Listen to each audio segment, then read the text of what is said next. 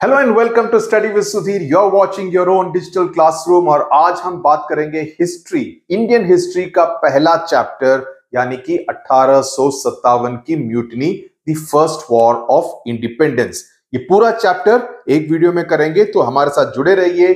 Subscribe का button दबाइए, bell की घंटी दबाइए in case you want notifications of future videos because we are going to cover the entire history and civics as well as other subjects for ICSE class 10 right here on this particular channel.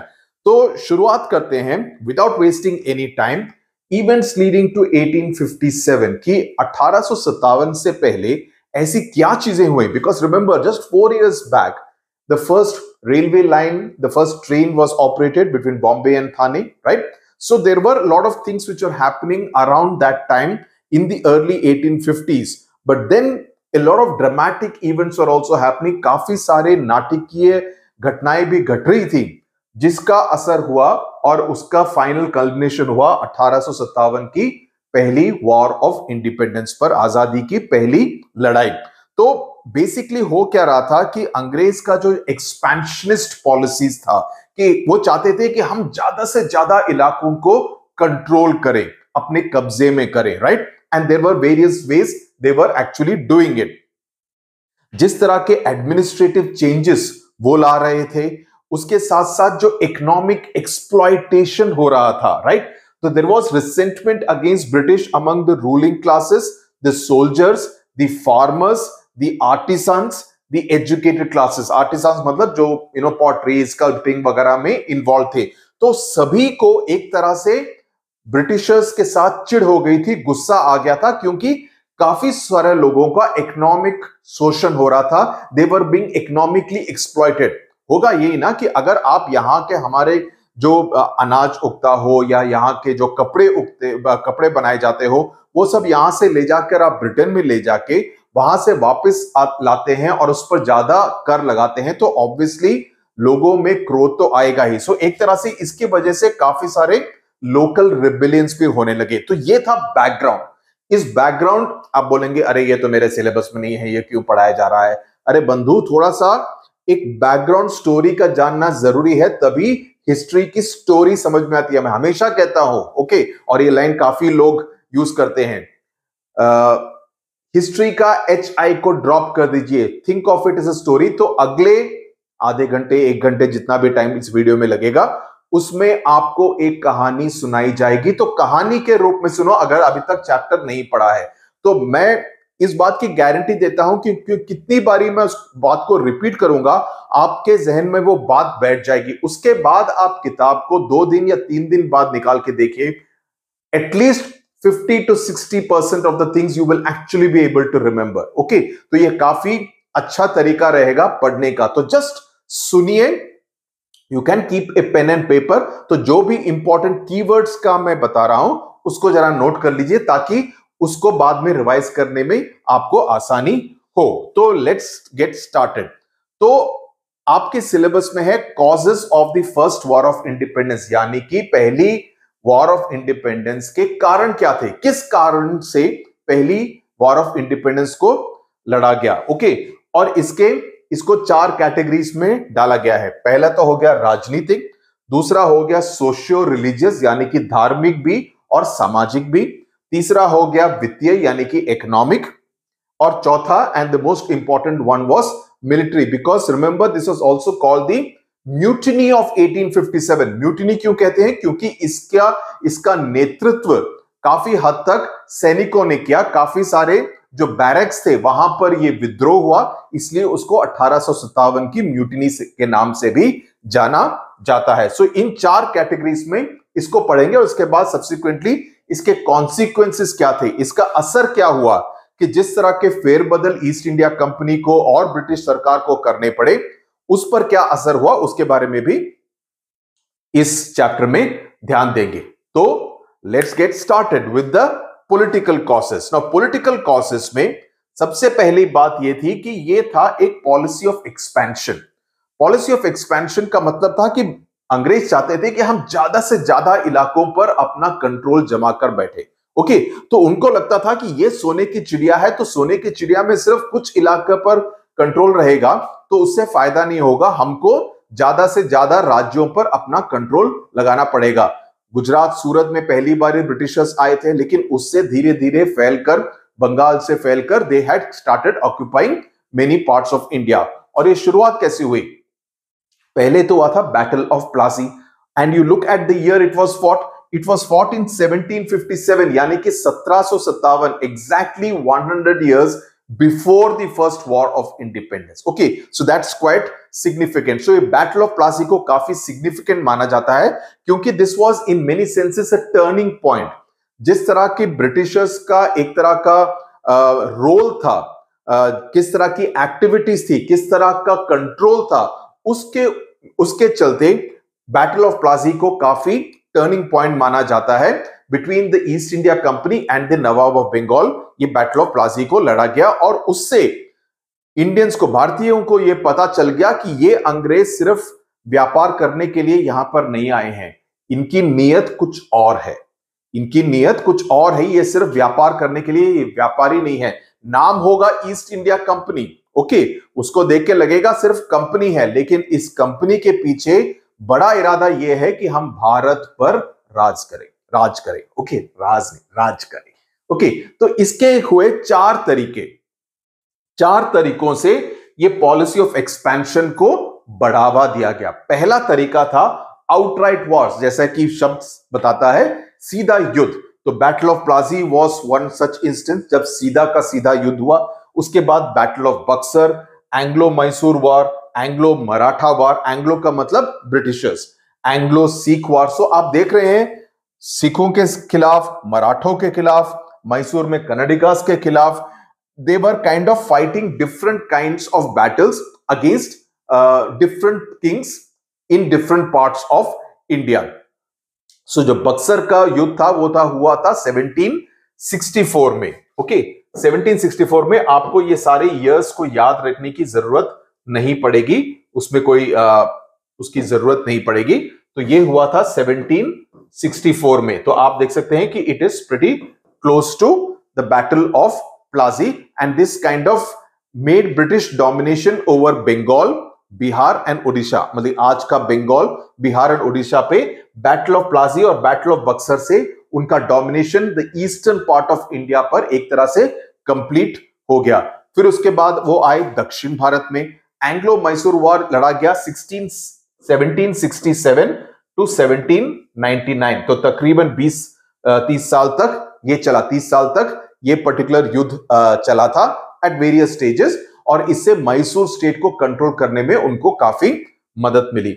उसके बाद आता है Anglo Maratha war, जो कि 1817, 1818, 1817, 1818। आपको ये years याद करने की जरूरत नहीं है, I am just telling it you so that आपको एक रेफरेंस मिलता है कि कितने साल पहले से all these events were taking place, the causes which finally led to 1857, just for you to get a broad idea. Okay, 1817-18 में एंग्लो मराठा वॉर हुआ, फिर एंग्लो सिख वॉर हुआ 1849 में, pretty close to 1857, 1849 में ये हुआ। तो बेसिकली इन युद्धों से हुआ ये, because of this outright wars they were able to control large parts of India in different regions of India. You know, this was in Punjab, this was in South, this was in West, and these two were in the eastern part of India. You get an idea? अगर आप India के map को सोचे, दक्षिण में Mysore, north में सिख, इसमें प्लासी और बक्सर से बंगाल, बिहार, उड़ीसा, और इसमें मराठा यानी कि आज का महाराष्ट्र। ओके, सो ये पूरा कॉन्कर हो गया था। इसके बाद लेकिन इससे क्या वो खुश थे? नहीं, ये उनकी एक रणनीति थी। दूसरी रणनीति थी what was called the subsidiary alliance. Subsidiary का मतलब क्या होता है? सब्सिडियरी का मतलब होता है कि someone is the subsidiary of A bigger company. तो जो सब्सिडियरी होगा वो एक छोटा एंटिटी होगा, इतना ज्यादा शक्तिशाली नहीं होगा। तो उनका प्रयास ये था, उनकी कोशिश ये थी कि वो यहां के जो राजा महाराजाओं को एक तरह का सब्सिडियरी बना दें और अलायंस के रूप में बांधे, उनको कहें कि हम दोनों पार्टनर्स हैं, हम दोनों गठबंधन कर रहे हैं। अलायंस का मतलब गठबंधन कर रहे हैं, और इसमें तुम्हारा भी फायदा, हमारा भी फायदा, लेकिन फायदा एक्चुअल में सिर्फ अंग्रेजों का होता था। और जो राजा महाराजा थे जिनकी शक्ति कम हो जाती थी, उनको एक तरह का फसाड मिल जाता था कि हम अभी भी राज कर रहे हैं, लेकिन असली ताकत तो उनके हाथ में थी। किनके हाथ में? ब्रिटिशर्स के हाथ में। तो in some cases this was introduced by Lord Wellesley. Okay, ये याद रखना जरूरी है एमसीक्यू के लिए। ओके, तो इसमें होता ये था, मैं इसके पॉइंट्स आपको अलग से बता देता हूं। इसका होता ये था, what happened in the subsidiary alliance.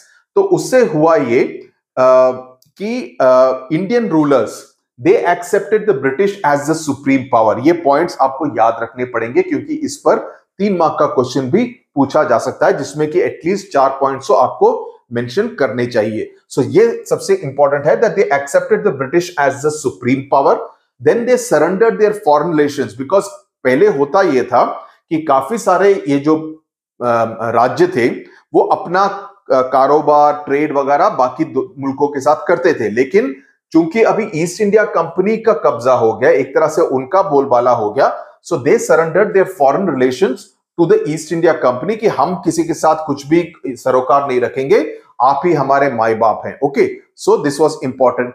Then they agreed not to enter into any alliance कि हम किसी के साथ को किसी भी तरह का समझौता नहीं करेंगे, क्योंकि ब्रिटिशर्स ये भी चाहते थे कि यहां पे पोर्चुगीज या फ्रेंच कोई दूसरा पावर फ्रॉम यूरोप आके अपना कब्जा ना करे।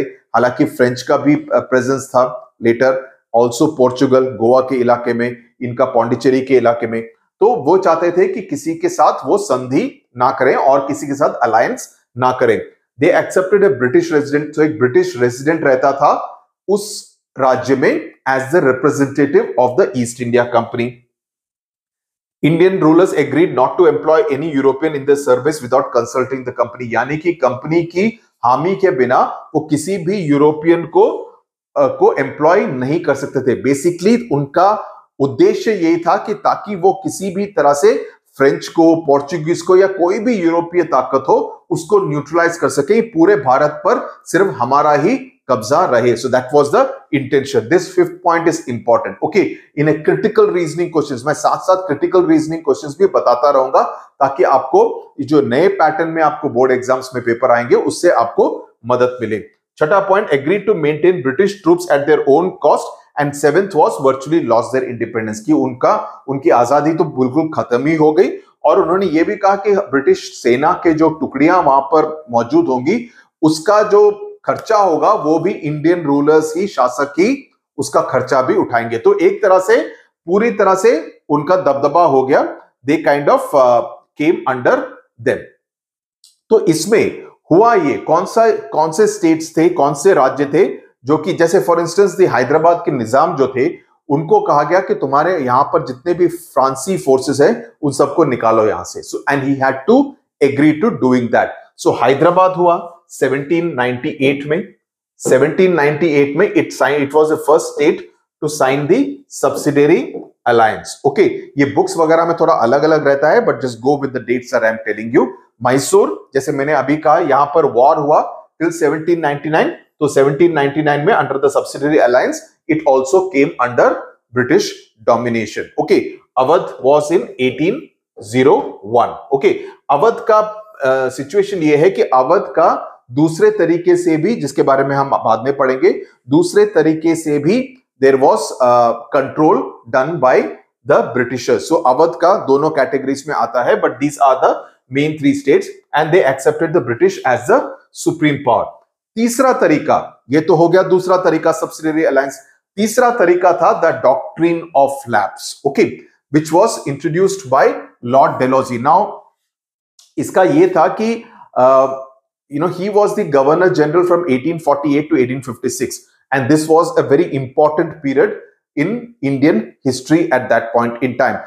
डॉक्ट्रिन ऑफ लैप्स का मतलब क्या है ये आप पहले समझ लीजिए। Okay, so doctrine of lapse का मतलब ये है, this is the definition that heirs मतलब उत्तराधिकारी, एडॉप्टेड जिसको कि एडॉप्ट किया गया है, यानी कि जो नेचुरल सन या डॉटर नहीं है, ओके, बायोलॉजिकल सन या डॉटर नहीं है। तो heirs adopted without consent of the company could inherit only private property. तो अगर आप adopted बेटे हैं या adopted बेटी हैं, तो अगर आपको उसको you need the consent, you need the हामी ऑफ द ब्रिटिश प्रेसिडेंट और the British governor general without the consent of the company. तो अगर अडॉप्ट करने से पहले आपको कंपनी की इजाजत भी लेनी पड़ेगी। Could inherit only private property, सिर्फ प्राइवेट प्रॉपर्टी मिल सकती है, पूरा राज्य उनको नहीं मिल सकता, उनको राजा नहीं घोषित किया जा सकता। Not the territory of the ruler, otherwise the kingdom would come under company rule. तो हुआ ये इसलिए because this is so this was seen as direct interference, कि हम सीधा तुम्हारे प्राइवेट मामलों में अभी टांग अड़ा रहे हैं। So this meant that Lord Dalhousie was deciding on the succession plan, कि इसके बाद अगला राजा कौन होगा ये डिसाइड करता था Lord Dalhousie, not the raja himself.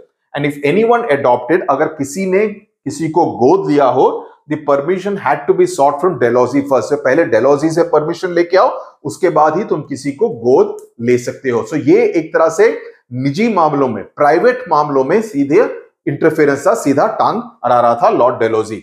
सो दस he was directly interfering in private matters of the Kings family. ये पर्टिकुलर स्लाइड इंपॉर्टेंट है, इसका स्क्रीनशॉट ले लो, इसका स्क्रीनशॉट ले लो, और ये काफी इंपॉर्टेंट है आपको समझने में।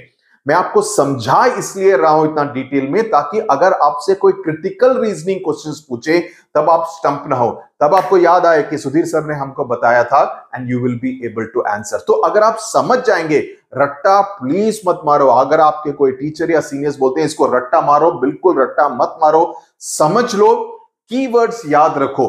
adopted, heirs adopted without consent, this is a key phrase।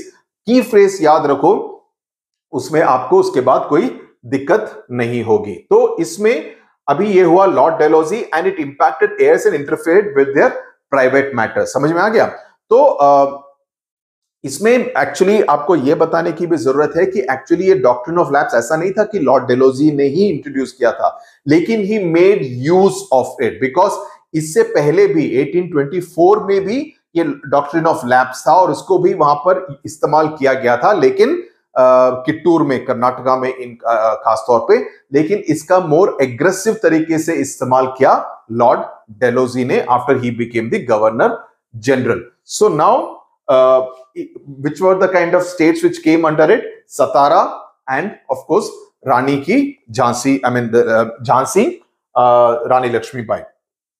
तो इसके तहत हुआ क्या, डॉक्ट्रिन ऑफ लैप्स में, एक मिनट, डॉक्ट्रिन ऑफ लैप्स के तहत हुआ ये, this was seen as part of British imperialist policy, कि ब्रिटिशर्स की एक तरह से इंपीरियलिस्ट मतलब अपने राज्य को फैलाने की जो पॉलिसी है, ओके, उसके तहत इसको it was seen as part of that policy because it helped them establish their rule and control large parts of the Indian empire। okay, तो उनको राजनीतिक ताकत मिली अंग्रेजों को इससे, और ये सीधा का सीधा इंटरफेयर कर रहे थे हर इस चीज में। दूसरा, it ended the titles and pension for adopted successor and led to resentment। उससे काफी लोगों में क्रोध हुआ कि अरे तुम हमारे निजी मामलों में इंटरफेयर कर रहे हो, हम किसको अडॉप्ट करें या ना करें, उसकी परमिशन आपसे लेने की क्या जरूरत है। तो it kind of created a lot of resentment between the Indian rulers and the Britishers. They also felt it was a lapse of all morals, यानी कि दिस इज लाइक कि किसी भी तरह का किसी के प्राइवेट मामलों में इस तरह से इंटरफेयर करना, this is not considered moral, it is considered very immoral. तो लैप्स का मतलब है उसका गिरना, and therefore it was seen as extremely immoral act by the British rulers। उसके बाद इसके दो इंस्टेंसेस जहां पर इसका इस्तेमाल किया गया, 17 में तो ऑफ कोर्स हुआ 1848 में, 1848 में इसका इस्तेमाल किया गया, जैतपुर एंड संबलपुर का 1849 में, Udaipur in 1852, I will repeat it if you want it, and Jhansi in 1853, Nagpur in 1854। मैं नहीं समझता हूं कि आपको सारे के सारे इयर्स को याद रखने की जरूरत है। झांसी का याद रखिए 1853, सतारा जो पहले था 1848, इन दोनों को आप याद कीजिए, because these were the more important one. So इसमें हुआ क्या, रानी लक्ष्मीबाई का हुआ क्या, व्हेन रूलर ऑफ झांसी यानी कि रानी लक्ष्मीबाई का husband, when the king of Jhansi died in 1853, his adopted son whose name was Anand Rao was not recognized as a successor। इसीलिए आप रानी लक्ष्मीबाई के जितने भी तस्वीरें देखेंगे घोड़े के ऊपर, पीछे आप देखेंगे कि the son is kind of tied to her, एक कपड़े से उसको बांधा हुआ है, and then she is fighting the battle, Rani Lakshmibai.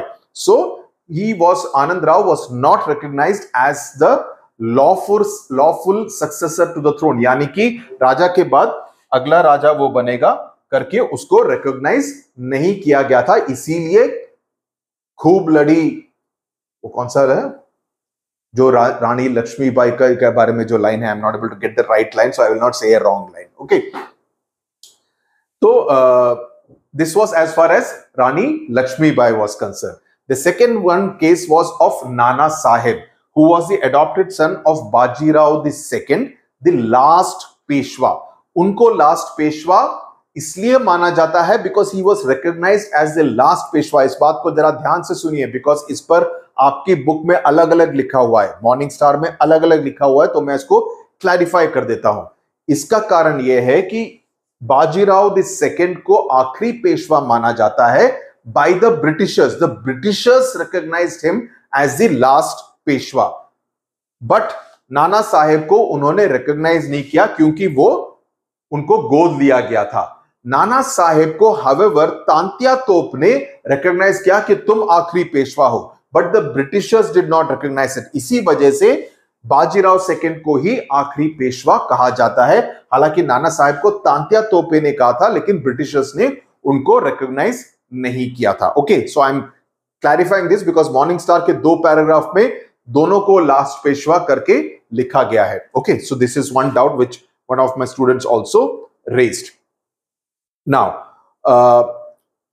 the other thing which I want to tell before we go on to the pretext of alleged misrule, which was which is the fourth way they were doing this kind of policy of annexation। So doctrine of लैप्स को बाद में actually withdraw किया गया था, ये भी आप ध्यान में रखिए, because doctrine of lapse obviously आपके सिलेबस में है, तो कब विड्रॉ किया गया, अगर विड्रॉ किया गया तो क्यों किया गया, उसके बारे में आपको जानना जरूरी है। तो विड्रॉ किया गया था by Lord Canning after the 1857 revolt. 1857 की म्यूटिनी के बाद, जंग के बाद लॉर्ड कैनिंग गवर्नर जनरल और वाइसरॉय बने थे, तो उन्होंने ये निर्णय किया कि हम इस डॉक्ट्रिन ऑफ लैप्स को विड्रॉ कर देंगे। Okay, so that's how it happened. तो इसमें और टेरिटरीज को ये एडॉप्टेड सन से प्राइवेट मामलों में इंटरफेयर करना अंग्रेजों ने बंद किया, थैंकफुली। चौथा वे था on the pretext of alleged मिसरूल, यानी कि ये कहना कि तुम ठीक से राज नहीं कर रहे हो बंधु, इसलिए हम तुम्हारा राज हड़पते हैं। ओके, सो एलिजेड मिसरूल यानी कि हमारा ये मानना है, ये हमारी तरफ से ये मानना है कि तुम ठीक से राज नहीं कर रहे हो। और इसका पहला असर हुआ अवध के ऊपर, वाजिद अली शाह के ऊपर 1856 में। इसके ऊपर on the pretext of alleged मिसरूल उसको वहां पर बदल दिया गया, वाजिद अली शाह को रिमूव कर दिया गया, और यह कहा गया that this was done for the good of the govern. Govern कौन? जो अवध के लोग थे, उनके भले के लिए हमने किया है करके लॉर्ड डेलोजी का कहना था। सो लॉर्ड डेलोजी एनेक्स्ड अवध फ्रॉम नवाब वाजिद अली शाह। तो इसलिए बोल रहा हूं सब्सिडियरी अलायंस में भी है, लेकिन इसको एलिजेड मिसरूल के अंडर ही आप इसको देखिए। It was for the good of the govern, और इससे काफी क्रोध हुआ लोगों में। जो नवाब तो थे उनको तो ऑब्वियसली गुस्सा आएगा, and led to higher taxes. इससे अनएम्प्लॉयमेंट बढ़ा, ज्यादा टैक्स लगाए गए, ज्यादा लैंड रेवेन्यू लिया गया, तो लोगों में काफी उससे क्रोध आया। जमींदार की एस्टेट्स को कॉन्फिस्केट किया गया। तो इस तरह से सभी लोगों पर काफी एडवर्स इफेक्ट पड़ा, और जो तकरीबन 75,000 सिपॉइज थे जो कि ब्रिटिश आर्मी में काम करते थे और वो अवध से थे, तो उनको लगा कि अरे हमारी खुद की जमीन अंग्रेज ले रहे हैं, पर उनका कब्जा कर रहे हैं, हालांकि हम उनकी सेना के लिए लड़ रहे हैं। तो देयर वाज दिस एलिमेंट की गुस्सा आया। तो the sepoys, the soldiers were an important part of the revolt. So इसका डायरेक्ट कनेक्शन अवध से है। So please remember this point that while critical reasoning questions में कि why were the soldiers of Awadh angry and took part in the revolt of 1857, because their lands were taken away by the Britishers after the Nawab Wajid Ali Shah was kind of overthrown on the pretext of alleged misrule. So the sepoys themselves had to pay, or their families had to pay higher taxes for their land in Awadh, and this affected their financial position. तो इससे उनमें काफी क्रोध था. So it affected them directly. इसीलिए अवध के sepoys also were part of the revolt of 1857. इसके बाद, this is an interesting तस्वीर, the Britishers, and then there you see Bahadur Shah Zafar. Now इसमें पूरा alleged misrule, annexation of Awadh, Lord Dalhousie, ये सब keywords रहेंगे, उस पर आप ध्यान रखिए. Disrespect shown to Bahadur Shah Zafar, तो इससे because he was an elderly person, very old man, तो लोगों को लगा कि इसको इस तरह से ट्रीट नहीं करना चाहिए था, right? So Lord Canning said that Bahadur Shah Zafar was the last Mughal emperor. Okay, कि ये लास्ट मुगल एम्परर है, और उनके बेटों को कहा गया तुम रेड फोर्ट से बाहर निकलो, तुम रेड फोर्ट से बाहर निकलो, कुतुब मीनार के पास एक जगह है, वहां पे जाके रहो, रेड फोर्ट को तुमको इस्तेमाल करने की अनुमति नहीं दी जाएगी, परमिशन नहीं दी जाएगी. So Lord Canning said that he was the last Mughal emperor, और इनके मरने के बाद, और इनकी हत्या और इनकी मृत्यु कहां हुई? रंगून में हुई. उनको एग्जाइल में भेज दिया गया था. तो उनको कहा गया कि इनके बेटे अभी बादशाह का टाइटल यूज नहीं कर सकते हैं. Okay, they can not use the titles of badshah, so he will be recognised as the last Mughal emperor who ruled India. तो इससे जो मुसलमान कम्युनिटी समुदाय था उनको काफी ठेस पहुंची, कि उनको लगा कि हमारे बिरादरी का एक रूलर, जो कि पूरे भारत पर एक तरह से उसका साम्राज्य था, at least at one point in time, he was being discriminated against, and his wife Zeenat Mahal, she became very anti British. इसके बाद of course the treatment given to both Nana Sahib and Rani Lakshmibai, जिसके बारे में already I have told this thing. So Nana साहब को pension भी नहीं दिया गया. That was given to Bajirao II, the last Peshwa. He was forced to live in Kanpur, away from his seat. Family seat कहाँ था? पुणे में था. उसको छोड़कर कानपुर पे जाकर रहना पड़ा. तो इसे मराठों में भी काफी क्रोध था अंग्रेजों के खिलाफ. So basically इसमें एक कॉमन तार आपको क्या नजर आ रही है? वो ये नजर आ रही है कि they were alienating different sections of India, of Indians. Maratha, दक्षिण में मैसूर राज्य, Sikh. So different people were being discriminated and alienated by the British because of their very high handed kind of an approach. और इसके साथ साथ कई सारे अफवाहें भी थी. उनको लगा कि 1757 में बैटल ऑफ प्लासी लड़ा गया, अभी 1857 में इनका रूल खत्म हो जाएगा.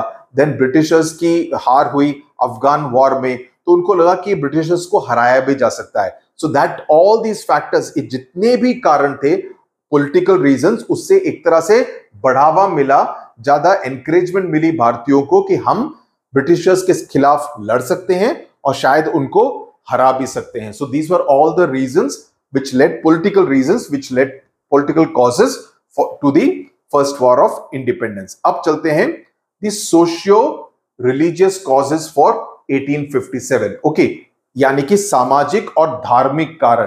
तो पहला था रेलवे एंड टेलीग्राफ. रेलवे में क्या था? जैसे मैंने कहा 1853 में बॉम्बे एंड थाने के बीच में पहली ट्रेन शुरू हुई थी. ओके, है ना? ये तो मालूम है ना आपको.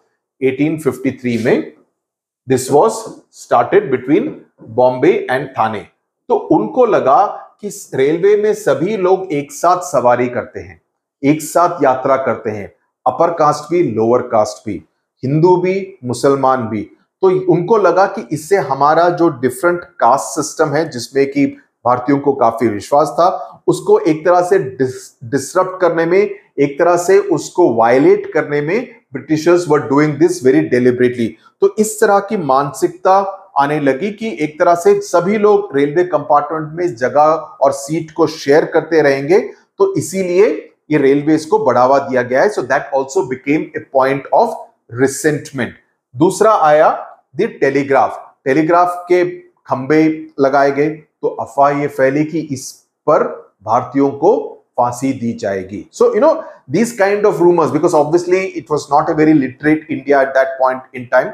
हालांकि आजकल भी रूमर्स ऐसी वैसी फैलती हैं, सभी लोग जो भी व्हाट्सएप पे आता है सभी उस पर विश्वास कर देते हैं, including very very educated people. So they felt that this was a strategy to kind of hang people who were opposed to British rule. दूसरा आता है, this is important, the law of property, which is also called the Religious Disabilities Act of 1850. ये साल आप याद रखिए इसको. also caste disability, CASTE, caste disabilities removal act भी कहा जाता है, याद रखिएगा. ओके, ये आपके मेरे ख्याल से किताबों में नहीं दिया गया है.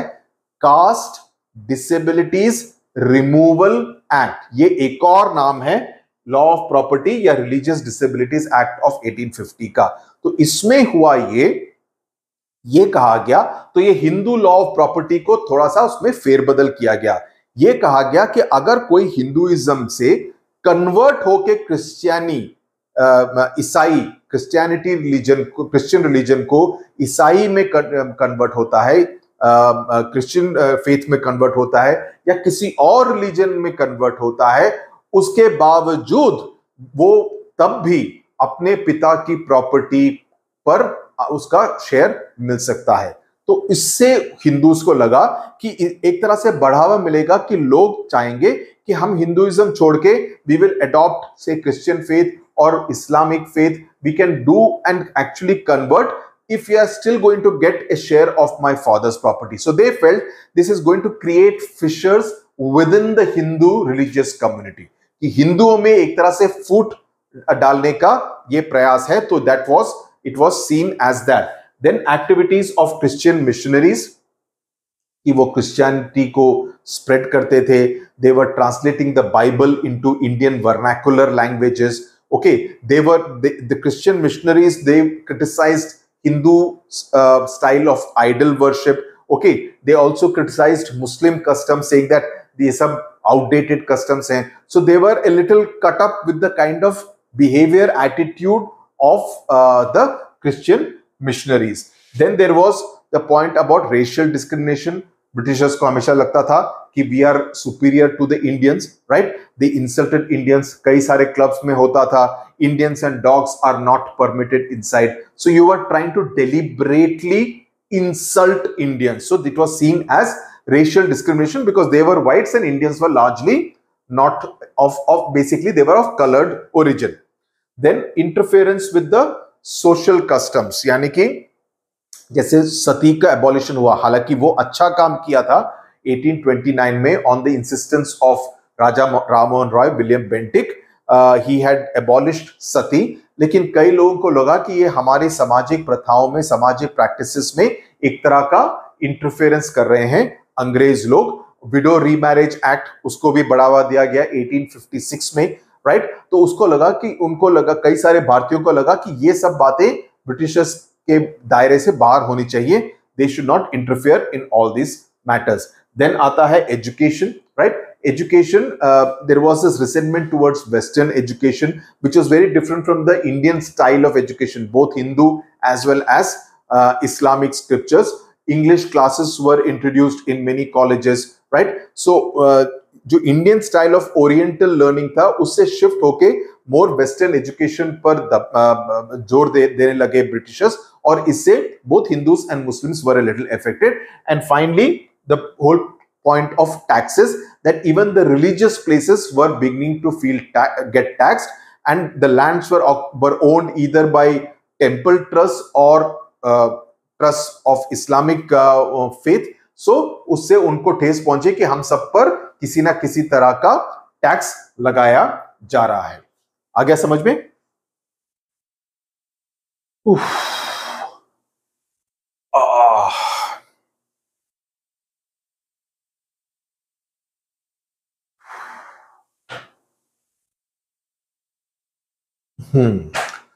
आगे चलते हैं इकोनॉमिक कॉजेस पर. Okay, drain of wealth. Drain of wealth का मतलब यह है, और ये काफी इंपॉर्टेंट कॉज है, बिकॉज ब्रिटिशर्स यहां से कच्चा माल खरीदते थे और उस कच्चे माल को ब्रिटेन भेजते थे अपनी इंडस्ट्रीज, अपनी फैक्ट्रीज के लिए, माल के लिए, कच्चे माल के लिए, और वहां से फिनिश्ड प्रोडक्ट को यहां पर भेजा जाता था.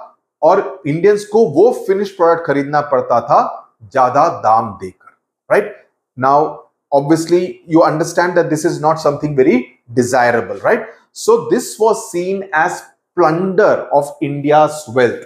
Plunder यानी कि लूटना, भारत की जो अमीरी है, भारत का जो वेल्थ है, उसको आप लूट रहे हैं in order to help your own factories and industries in England at that point in time, right? So till the Britishers were here, उससे पहले होता ये था that Britishers जब ईस्ट इंडिया कंपनी नई आई थी, so they used to bring in gold and silver in order to buy Indian cotton and silk. So Indian कपास या इंडियन सिल्क को खरीदने के लिए वो तब गोल्ड और सिल्वर लेके आते थे. लेकिन जब से उनका खुद का कब्जा हो गया, उन्होंने डिसाइड किया अभी हमको क्या देने की जरूरत है, सोना और चांदी. हम इनका रॉ मटेरियल सीधा यहां से लेंगे, लंदन भेजेंगे, वहां से फिनिश्ड गुड्स प्रिपेयर होंगे और उसको यहां पर ज्यादा दाम पर हम इन्हीं इंडियंस को बेचेंगे, right? So that was seen as a drain of wealth. So the transfer of wealth, ये एक डेफिनेशन है. Transfer of wealth, important keyword, from India to England for which India got no proportionate economic return. ये जो blue में लिखा है बंधु, ये कीवर्ड्स हैं, इसका इस्तेमाल इस डेफिनेशन में जरूर करना अगर आपसे ड्रेन ऑफ वेल्थ के बारे में डेफिनेशन पूछा जाता है तो. So is called the drain of wealth. तो इसको जरा नोट कर लीजिए, दिस इज इंपॉर्टेंट. कई बार ये बोर्ड एग्जाम्स में भी आया है. तो इसमें ड्रेन क्या होता था? इस ड्रेन से, इस पैसे से, जो पैसा यहां से निकाल रहे थे, उसी पैसे से सैलरीज पे की जाती थी. किसकी? इंग्लिश ऑफिसर्स की, इंग्लिश के मिलिट्री वालों की, राइट? उनके लिए हथियार खरीदने की, उस सब का पैसा, और उसी हथियार को वापस इंडियंस पे ही इस्तेमाल किया जा रहा था. वाह भाई वाह, राइट? हमारे से पैसे लेकर तुम उन पैसों से हथियार खरीदते हो और उस हथियार का इस्तेमाल हमारे ऊपर ही करते हो. तो इस तरह की जाति हो रही थी भारतीयों के खिलाफ. Okay, then there was the exploitation of the economic resources. तो it was like Indians were made to accept readymade British goods at higher prices. Okay, और उसको ड्यूटी फ्री भेजा जाता था और बेचा जाता था. लेकिन इंडियन गुड्स पे ज्यादा टैक्स लगाया जाता था. तो इंडियन गुड्स के दाम ज्यादा थे, तो ऑब्वियसली लोग नहीं खरीदेंगे ना. ब्रिटिशर्स के कम थे बिकॉज उस पर ड्यूटी फ्री था, तो ऑब्वियसली उसकी सेल भी ज्यादा होती थी. तो इस तरह से एक पूरी तरह से the Indian handicraft system completely collapse because they could not compete with the British goods. जो ब्रिटिश फिनिश गुड्स थे उसके साथ वो compete नहीं कर पाए बिकॉज इनका दाम ज्यादा है, लोग खरीदते नहीं थे, तो सेल नहीं होती थी. तो धीरे धीरे ये कोलैप्स होने लगा. You know, whatever be the handicrafts, it could be a shawl, it could be a sari, it could be a bedsheet, whatever be the kind of handicraft. And it also led to the economic decline of the peasantry. So the food grains, export of food grains deprived India of agriculture surplus. तब तक काफी कृषि में काफी surplus होता था, वो कम हो गया. Then reduce labour opportunities for Indians. Indian handmade goods were unable to compete with the cheaper goods which I said from Britain. And indigo, चाय, फूड ग्रेन, कपास, रॉ सिल्क, ये सब यहां से एक्सपोर्ट होने लगा. और वहां ब्रिटेन से क्या इंपोर्ट होता था? ready-made goods which were of and material like iron, copper, etc. They which was all getting this thing apart from cloth, of course, right? Handicrafts का पूरा cottage industry ठप हो गया. एंड पहले जमींदार वगैरह खरीदते थे, अभी उनके पास भी इतना पैसा नहीं था कि वो इन हैंडीक्राफ्ट्स को पेट्रोनाइज करके उनसे खरीदारी कर पाए. So the handicrafts virtually collapsed over a period of time. ज्यादा कर वसूलने लगे तो पेजेंट्री, किसान भी उतना लगान नहीं दे पाए. मूवी याद है ना लगान, आमिर खान की. सो दे कुड नॉट गिव लगान टू द ब्रिटिशर्स. तो धीरे धीरे भारतीय किसानों की भी हालत काफी खस्ता होने लगी. Inhuman treatment of indigo cultivators. Indigo cultivators वो आप गांधीयन हिस्ट्री के चैप्टर में पढ़ेंगे. That Britishers used to decide कि हमको ये इंडिगो चाहिए, तो उसके लिए उन पर ज्यादा कंडीशंस इंपोज किए जाते थे. एंड अगर उनके खिलाफ जाएं तो उनको काफी सजा भी दी जाती थी. इसके साथ साथ काफी भूखमरी हुई, फैमिन्स हुए, एक तरह से सूखा पड़ा काफी इलाकों में, तो उससे भी काफी गरीबी बढ़ी। जहां तक भारत का सवाल है, there were 12 famines, this is important statistics. 12 बारी सूखा पड़ा, फैमिन्स हुए between 1765 and 1857, right, just this thing. और इसी बीच में there was this whole thing of organising the Delhi Darbar. तो लोगों को लगा हम यहाँ पर इतना तड़प रहे हैं और ये ब्रिटिशर्स हमारा पैसा लूट कर यहाँ पर मजे कर रहे हैं। So all this led to a lot of resentment, and when British took control of states, many officials lost jobs because according to the British policies, Indians could not occupy high posts. So you could not occupy any, even if you are educated, you could not go up to a high position. And the Awadh army was disbanded after takeover. That led to a lot of loss of jobs. Then finally, the last point is the इनाम commission. ना इनाम commission 1852 में 20,000 इनाम commission पर भी काफी बारी प्रश्न पूछा गया है। 20,000 एस्टेट जो थे उस पर कब्जा किया गया। ओके, जब लैंडलॉर्ड्स, उसके जो जमींदार थे, वो उसके लिए कागज प्रोड्यूस नहीं कर पाए टू प्रूव दैट ये हमारी जमीन है, ये हमारी लैंड हो, उसको प्रूव करने के लिए वो उसके लिए कागजात प्रोड्यूस नहीं कर पाए। ये बात है 1852 की, राइट। तो इन जमीनों को ऑक्शन कर दिया गया, ओके, उसको नीलाम कर दिया गया to money lenders and merchants, जो एक तरह से टेनेंट फार्मर्स को उसके बाद एक्सप्लॉइट करते थे। टेनेंट फार्मर्स वो होते हैं जो कि लैंड को रेंट पर लेकर उस पर कृषि करते हैं और जितना भी उगता है उसका सिग्निफिकेंट पोर्शन जाता है जमींदार को या जो भी ओनर हो। ये हमेशा का यही सिस्टम रहता है। ये बंगाल में काफी हुआ। आगे चलते हैं मिलिट्री कॉजेस पर। ये आखिरी कॉज है। द मिलिट्री कॉजेस में हुआ ये कि जो सैनिक थे वो काफी पुअरली पेड थे, उनको तनख्वाह ज्यादा नहीं मिलती थी, उनको ज्यादा अच्छा खाना खाने को भी नहीं मिलता था। Sikh soldiers were not allowed to wear turbans, they were badly house. जो उनके बैरक्स वगैरह थे वो काफी, they were not comfortable to live in, they were not having the right kind of facilities. तो उनसे भी, आई मीन ऑब्वियसली, अगर everyday if you are living in a bad kind of area तो गुस्सा तो आएगा ना कि क्या बेकार जगह पे मेरे को रहना पड़ रहा है, राइट। और not allowed to wear turbans वगैरह से एक तरह से, because if you are hurting my religious sensibilities, कि तुम बोलते हो कि मैं पगड़ी नहीं पहन सकता, right. Then the General Service Enlistment Act, this is important and it has come as a separate question many times. So the British parliament, British संसद ने क्या किया, उन्होंने ये जनरल सर्विस एनलिस्टमेंट एक्ट को पास किया 1856 में। ये साल भी आप याद रखिए, ओके। लॉर्ड कैनिंग थे तब के गवर्नर जनरल, और इसके तहत ये डिसाइड किया गया कि भारतीय सैनिकों को बाहर मुल्क में ड्यूटी करने के लिए, ब्रिटिश सेना की तरफ से लड़ने के लिए भेजा जा सकता है। नाउ इसमें प्रॉब्लम क्या थी कि कई सारे ब्राह्मणों में स्पेशली एक तरह का ये एक अंधविश्वास था कि हमको समुंदर पार करके नहीं जाना चाहिए। तो चूंकि अगर आप बाहर देश में लड़ने के लिए आपको भेजा जाएगा तो ऑब्वियसली आपको जहाज में भेजा जाएगा। तो इससे काफी एक तरह का रिसेंटमेंट हुआ कि ये ठीक बात नहीं है, this is against our belief system, against our religious sensibility. So religious sensibilities यहां पर सिखों के साथ भी हुआ, इसमें हिंदू ब्राह्मण्स के साथ हुआ। So that Brahmin soldiers did not particularly like it.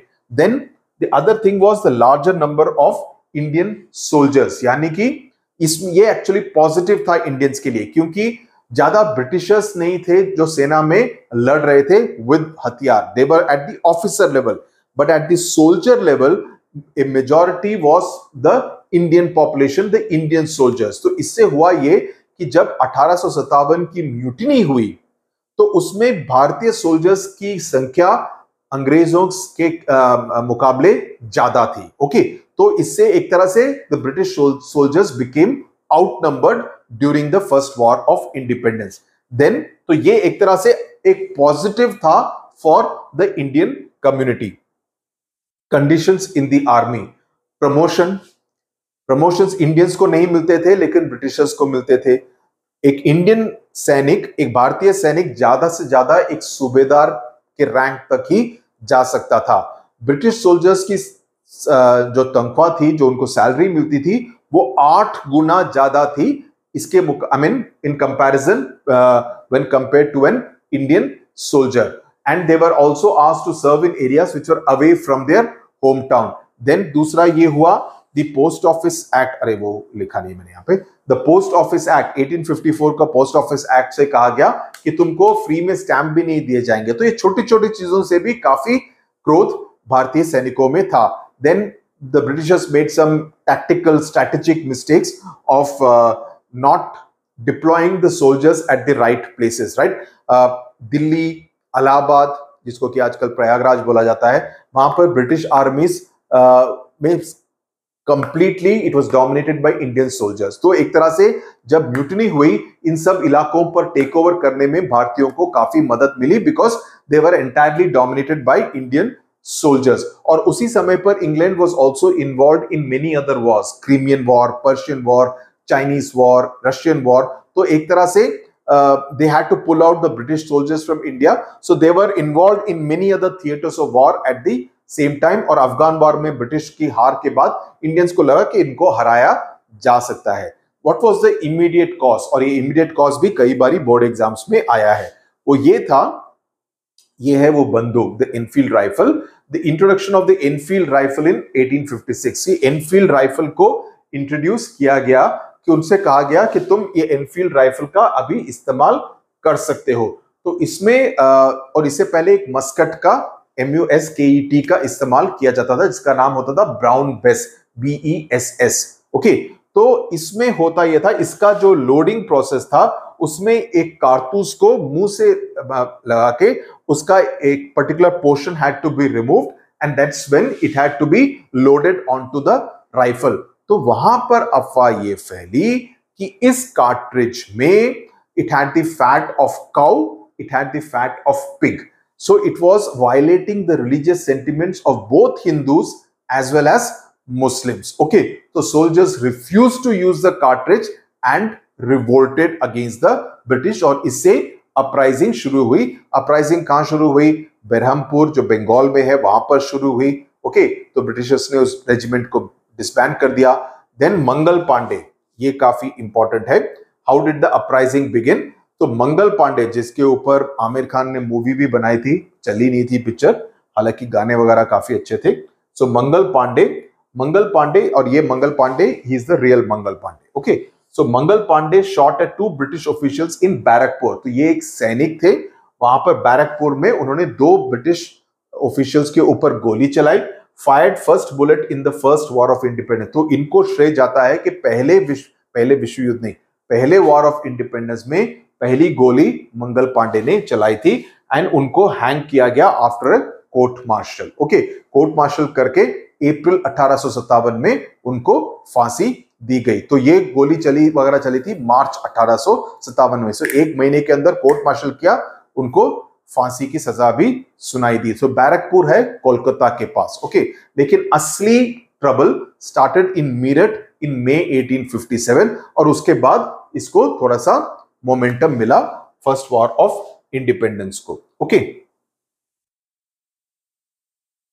इसके बाद हम चलेंगे कॉन्सिक्वेंसेस ऑफ 1857। पहला वॉर ऑफ इंडिपेंडेंस, ये नाम दिया था इसको वीर सावरकर ने। Okay, he is credited with giving this particular title। and why was the 1857 called the first war of independence? Because it was for the first time that the entire country, irrespective of caste, irrespective of religion, irrespective of region, okay, it came together and staged an armed rebellion against the British। इसीलिए उसको पहला जंग बोला जाता है, first war of independence. Last portion में चलते हैं, the consequences of the first war of independence.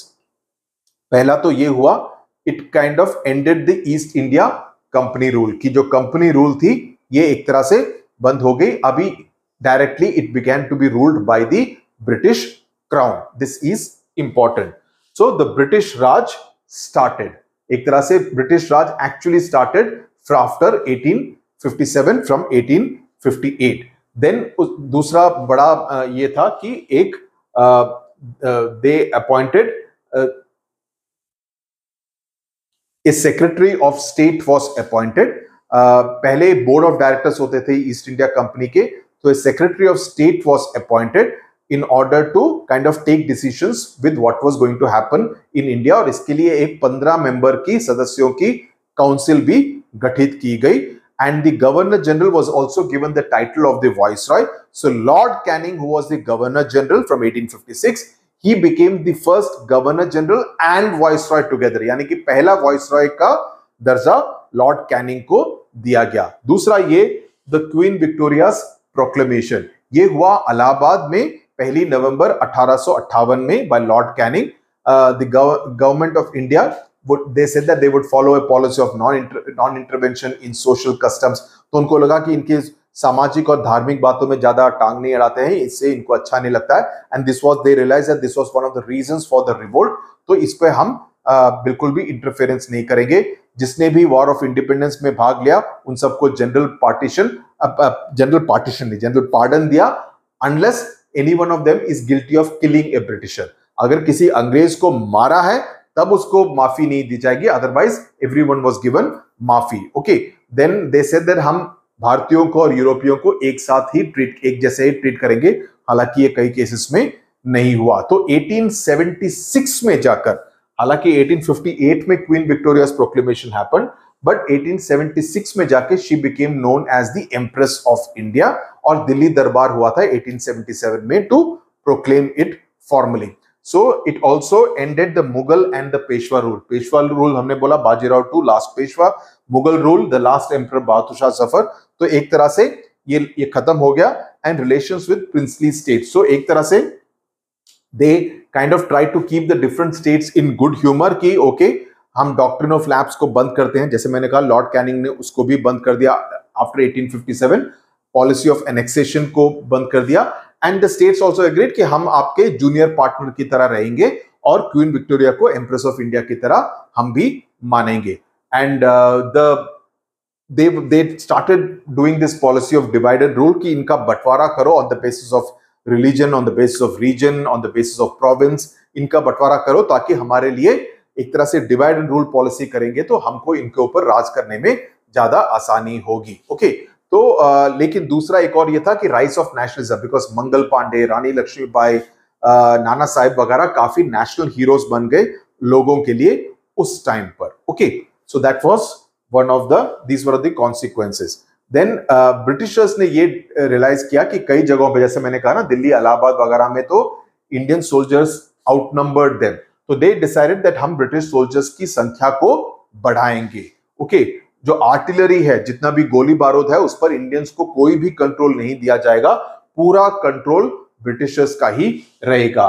Racial superiority, obviously they decided that they we are this thing, so that kind of continued in many ways, racial superiority in the sense that so railway compartments, hotels, clubs, उन सब में reserved for Europeans होने लगा ताकि ज्यादा you don't have too much of social mixing. They said that we will not interfere in religious practices, and salaries were drawn from India, यानी कि secretary of state की जो तनख्वाह वगैरह होती थी उसका सारा पैसा भारत के खजाने से ही जाता था। So that was another major consequence of the 1857 war of independence. So I hope इससे आपको पूरा पॉइंट सारे समझ में आ गए, पूरी कहानी समझ में आ गई। अब आप क्या कीजिए, आ गया, मैंने रिवाइज भी एक साथ जितना ज्यादा रिपीट करता रहता हूं तो आपको समझ में भी आ गया होगा।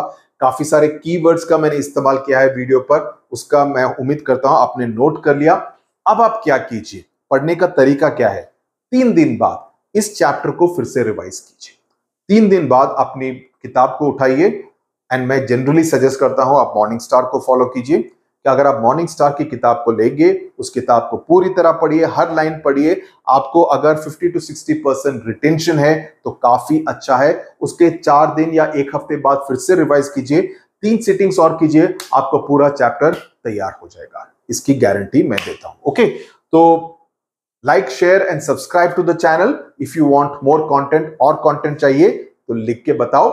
If you want more comprehensive in terms of notes, question and answers, MCQs, test papers, then you can be with our Century History and Civics course on the Study with Sudhir app, जहां पर काफी comprehensive तरीके से English में पूरी तरह से आपको पढ़ाया जाता है. So you can make use of that course also, which is one of our best courses, because सबसे ज्यादा 100 on 100 हमको हिस्ट्री एंड सिविक्स में ही हमेशा मिलते हैं, along with English literature and biology also. Okay, tata, bye bye, thank you very much.